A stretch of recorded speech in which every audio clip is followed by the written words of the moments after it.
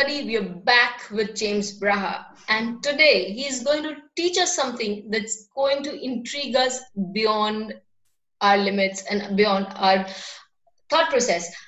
All of us at some point go through relationships, highs and lows, and that is the time when it strikes us whether our charts are really matching, whether we are made for each other. Well, James Braha, in his lecture today, he is going to combine the Eastern and the Western methods and get the best of both the methods. He's going to show us how a chart, or rather two charts, can be deduced whether they are in synchronicity with each other or not. And that method, he calls it to be a composite deduction. So James, without much ado, to you, how do you, with the 40 years of experience in astrology that you have, how do you, come to a conclusion whether a person has it in him to be compatible to a person, any other person, or not? So there are different methods of composites and such. In the West, what we use is synastry and composites. Synastry is simply where you put the charts on top of each other.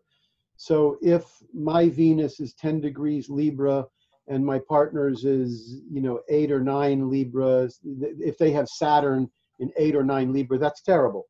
That means their Saturn is on my Venus. That's terrible. That's synastry. Composite, and I've used both, but I mainly look at the composite. That chart is far more essential. The composite chart is basically using the midpoints of all the planets. So if my Mercury is 5 degrees Aries and her Mercury is 5 degrees Libra, the middle point would be 5 degrees Cancer, and that's where we put Mercury. So we do that with all the planets. We take the midpoints of the ascendants, the midpoints of the planets, and we draw a chart.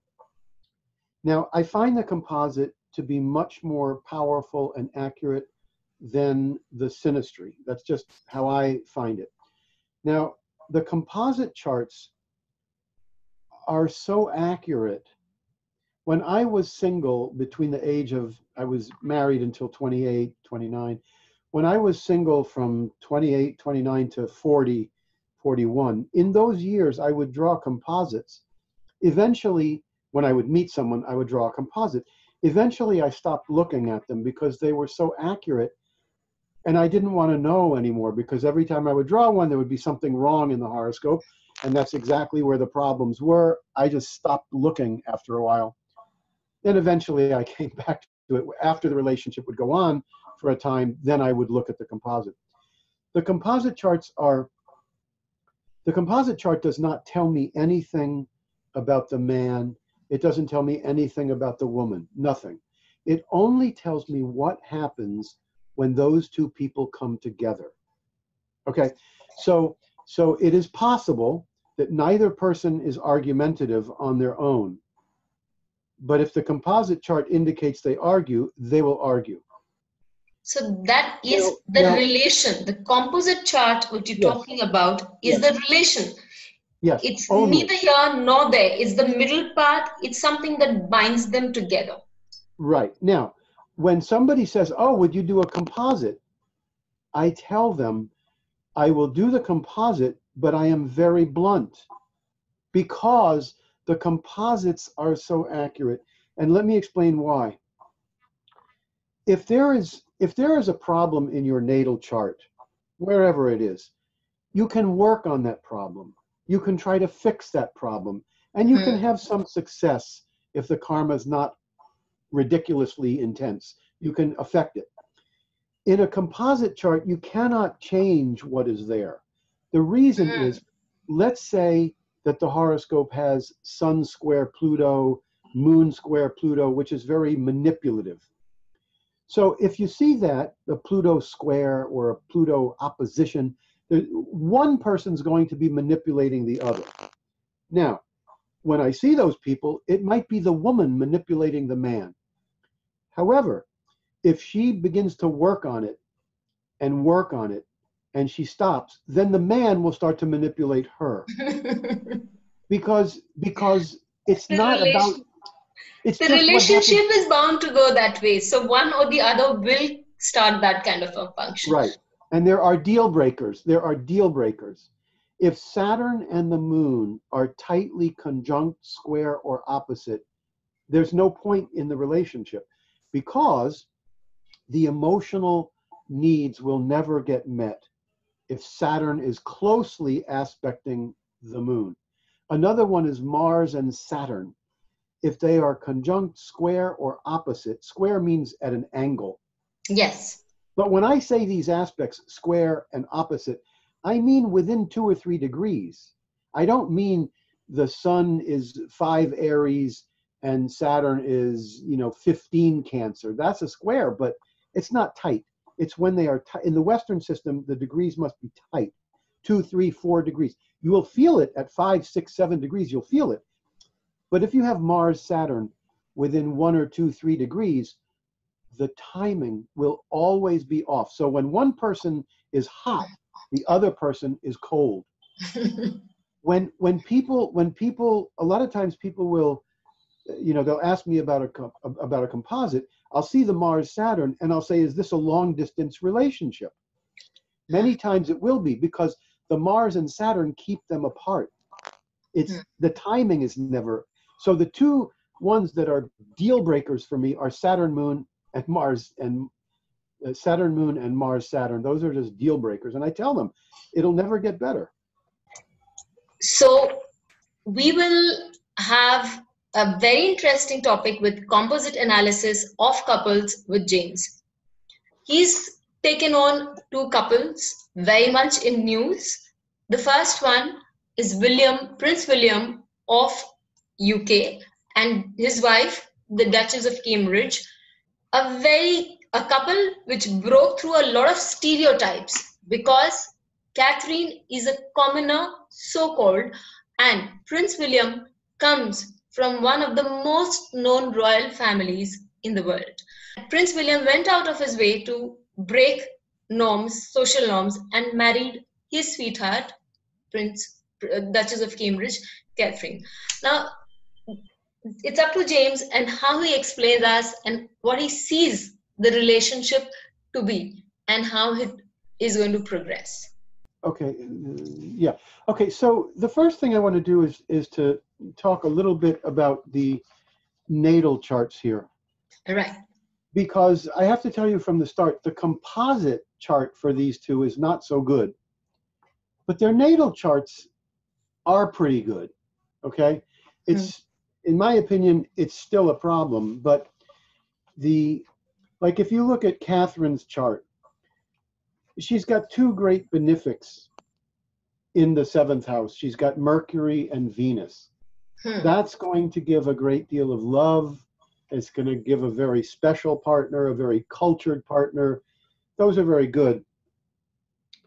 But Venus in her chart is retrograde, so shows that the partner is very in public, doesn't have much of a display or show of love and affection as compared to what they're, because of their certain issues and ethics. That would not be my interpretation. Okay. To me, the retrograde is not a big deal. The retrograde planet, to me, does not affect the 7th house very much. The Venus retrograde means Venus rules the 11th house and the 4th house. So 11th house matters and 4th house matters are more free will, more of a choice. The Venus retrograde, to me, means that her whole life she will be filtering everything through the area of love, because Venus is retrograde. The Venus being retrograde in the 7th house, in my opinion, is a little bit better than if it was going forward, because Venus in the 7th house, even though it's a great benefic and it gets a beautiful partner, Venus in the 7th house is usually too intense. The person has too many love affairs, they have too much intensity, they have these beautiful, gorgeous partners, but there's too much weight in the marriage area. The fact that it's retrograde, to me, is better. But these two benefics mean a very special partner, a very cultured partner. The seventh house ruler, Saturn, is conjunct with Mars. So she's going to have a partner where there's going to be a strong Marsy influence, and you're going to see the Marsy influence in such a big way in the composite that would concern me. If they came to me about a composite, I would say there's going to be some fighting and some arguing. The fighting and arguing is not huge from her natal chart. It's there, but you're going to see how big it gets when you get to the composite chart. And that if you look at his chart, he has in the seventh house, he's got Sun, Moon, and Rahu. The seventh house ruler, I like the fact that Mercury, even though it's in a bad house, the sixth house, Mercury is conjunct Venus. So there's love, and to me, there's some really strong positive energies in their natal charts. It gets much more difficult in the composite.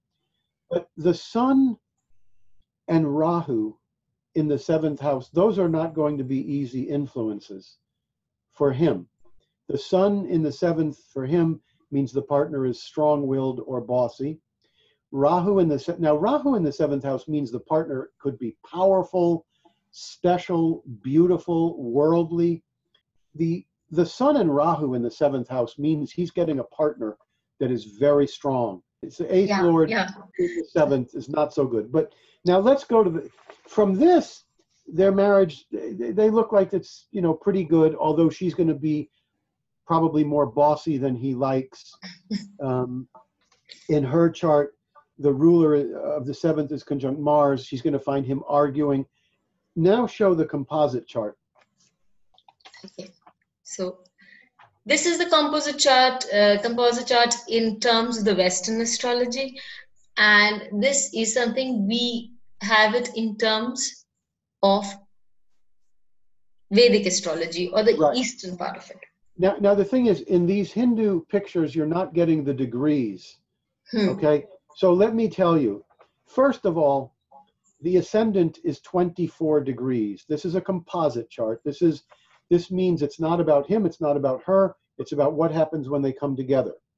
First of all, the ascendant is 24 degrees and Pluto is 25 degrees. Pluto on the ascendant, Pluto is such an intense influence. It means tremendous amount of upheaval and evolution and growth. So there's going to be a lot of growth that takes place. Now that may sound good, but the growth takes place because of intense upheavals. Now, before I say more about that, in the Western system, we have squares, oppositions we know from Vedic Hindu, they're opposite. Conjunctions we know. Squares, that means planets in an angle from each other. It is 1, 4, 7, 1, 4, and 10, because oppositions are 7. Right, 1, 4, and 10 from each other. Right. Now here's the thing. The moon is 11 degrees Cancer and Mars is 9 degrees Libra. That means the moon and Mars are square. Moon is emotions and feelings, and Mars is fighting and friction and aggression and assertiveness. The moon square Mars is telling us a lot of arguing or friction. It gets way worse. The moon is 11 degrees Cancer. The sun is 9 degrees Aries. So the moon and the sun are square, and the sun is 9 Aries and Mars is 9 Libra. So Mars and sun are opposite each other tightly. And moon is square Mars and moon is square sun. We call that that's in Western astrology, we call it a T square. It's like a T. And the sun, the moon is the focal point of the T, and then on the other sides are Mars and sun. Now they broke up once. They were together and they broke up. And what she, I don't know, I know nothing about these two except what I read today on Wikipedia. When they broke up for 3 or 4 months, not a long time. But she said she was devastated, heartbroken, but she said she grew so much from it. That's never going to end. So let's say that I were to see these people early on. I would say, look, there may be some arguing and fighting. There may be some big growth. Have you noticed that? If the couple tells me, no, we haven't seen any fighting and we haven't seen any growth, I would say, do not get married. Do not get married. Wait until you see those effects happening, because they're going to happen. When they happen, you will then determine whether you can live with that. Some people can live with that. Some people cannot. But I guarantee you there's going to be a good amount of the fighting and friction. Means one person wants one thing, the other person wants the other. That's Mars being assertive. And then there's going to be a tremendous amount of growth on both parts because of that Pluto on the ascendant. By the time, assuming they stay together, by the time they're 50 or 60, they will have grown as human beings from all of the intense experiences together. Now, the moon and the north node, well, you call in Hindu we call it Rahu. The moon and the north node are in the 9th house in the Western system. They're in the 9th, not the 10th. 10th. So what this is telling me with the moon is the moon. So that's the emotions and the feelings. So there's going to be a lot of activity surrounding religion and philosophy and surrounding other countries. Now, in the Western system, the South Node tells me what the people have done in past lives. Well, in a natal chart, the South Node tells me what the person did in past lives, and the North Node tells me what they should do in this life. With the North Node in the 9th house of the Western chart, along with the moon, these two people should be going to other countries and having lots and lots and lots and lots of activity with other countries, and somehow getting together with religion and philosophy. The problem is they do this, but then the moon is square to Mars and the sun, so it's going to cause problems. Somehow the problems will be somehow connected to them leaving. Maybe they go and they leave, one person wants to, the other doesn't, who knows. The North Node also has a sign, and the sign is Cancer. Cancer is the opposite of Capricorn. Cancer is home and family. This is good. So the purpose of the relationship is toward religion, philosophy, and travel to other countries. And it's also toward Cancer, which means developing a home and a family. That's good. That's good. That helps. Okay, what's your question? Okay, so they were one of the few people to break certain taboos. Lot of, not taboos, but a lot of glass ceilings as far as the relationship was concerned. And that brought about a tremendous amount of growth in the royal family. So far as I know and I have read. Yeah. So when you say about Pluto in the ascendant, individually and as a relationship, they have seen much growth. One, A. B, when you talk about Rahu being in moon and they traveling and that they coming back as one of the most famous couples in the world and being constantly under limelight, yes, that brings about a lot of pressure. Where every thread of your life is laid bare for the public and people lap it up as if it is gold. So does create a lot of issues, but nevertheless... But that's going to be the case for every prince in that situation. I'm concerned about these two people, how they function. And yes, but they're very down to earth. As you said, they are very down to earth with their children. She's very down to earth with their children. And because we talk about Cancer and emotion and family and home.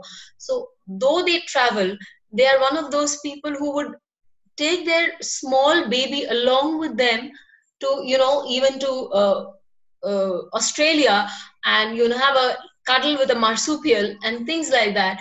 And at the same time, making sure that their children have very very strong values. She as a parent is very insistent on very strong values.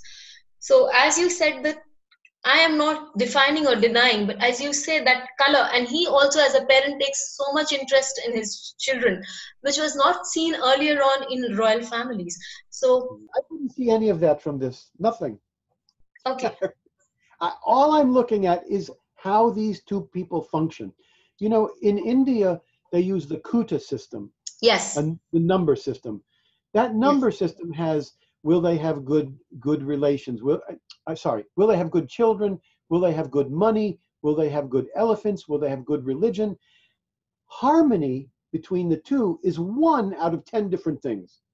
All this is telling me is, how are they together? How is their harmony together? And from the heart, and I don't know, they look perfectly happy to me, but I'm telling you what the horoscope says.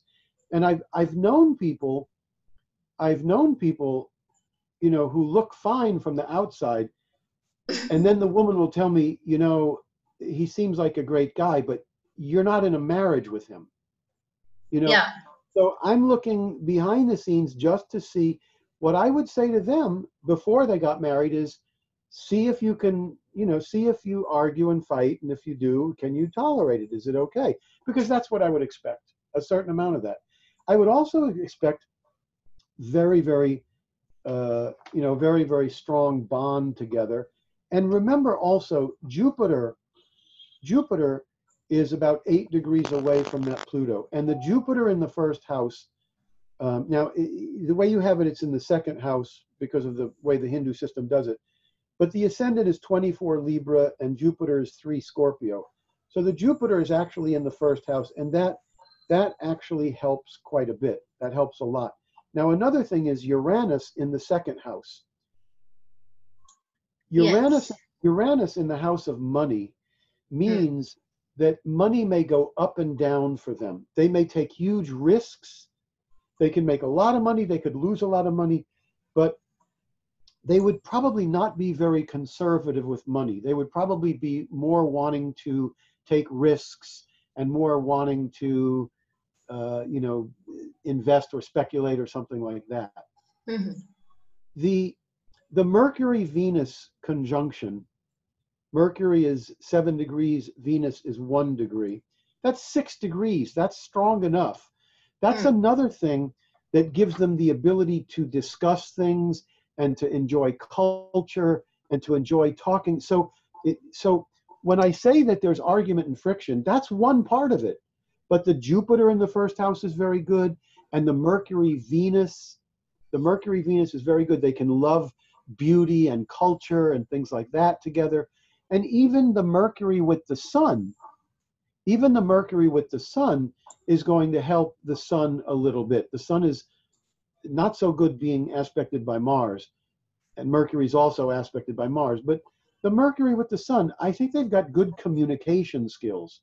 But I think that as life goes on, there's going to be certain things where each person wants what they want, you know. Now this also, with this 6th house the way it is, even though it's got some bad aspects, the Sun and Mercury in the 6th house, they can work together. They can do something where they're working together. They can do things where they are,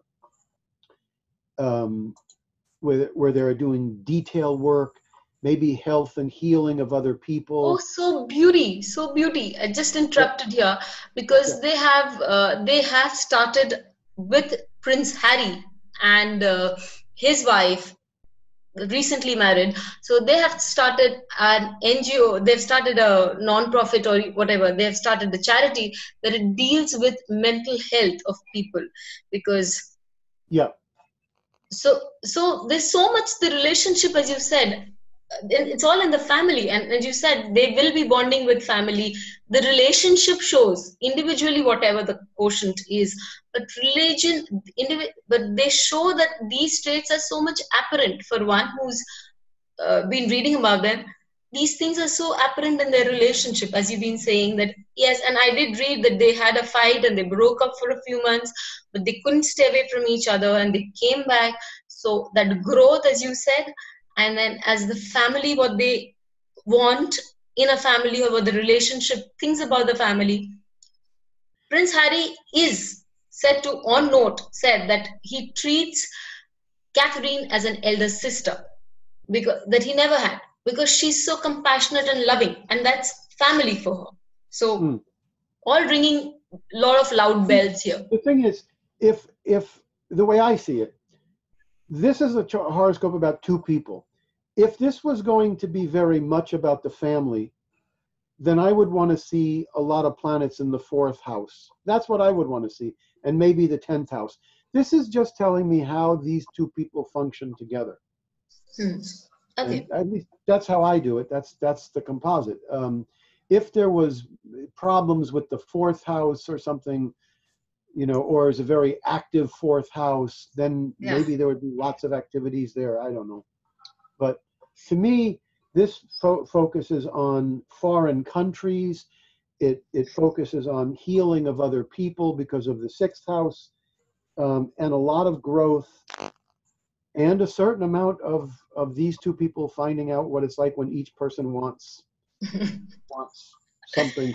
And yes, the other they person travel wants a lot. something. They travel a lot the world over as ambassadors, as couples, because of their royal duties, and they intermix with a lot of cultures, and yet both are very headstrong with their own ideas. So this they do bring into the relationship, and at the end of the day, as you said, they have very common interests with Jupiter, with Sun and Mercury together. So they have love, and Venus and Mercury in very close conjunctions. So they love a lot of common things that gives them a very strong bonding, because when you share common interests, the bond becomes stronger. You may fight, but eventually you will come back together. The Saturn Mars aspect could also, as they get older, there could be some timing issues and things like that, when he travels separately from her or something like that. But when he inherits the throne, so he will have so much of duties and work, and she will have to be there, support, sometimes not travel with him. There might be distance in the relationship. Well, the other thing about the Saturn Mars, it's not too close, but it's, you know, what is it, 7 degrees. The thing about that aspect is that it creates friction with timing sometimes. So when he wants something, she may be not at all wanting it. You know, it's like. So with this, all in all, what we find about this chart is this chart shows tremendous growth and a lot of common grounds, a lot of conversation, lot of love and affection. But this chart also shows fights, and both of them having a common stand. I mean, in their being very adamant and being very forceful in their own stands. At the same time, this chart shows a lot of travel, a lot of intermixing of religion, cultures, a lot of knowing about different religions and cultures, and basically a lot of movement in the chart. Yep. So wishing that they have a happy married life, we move on to a next case here. It's Robert and Ethel Kennedy.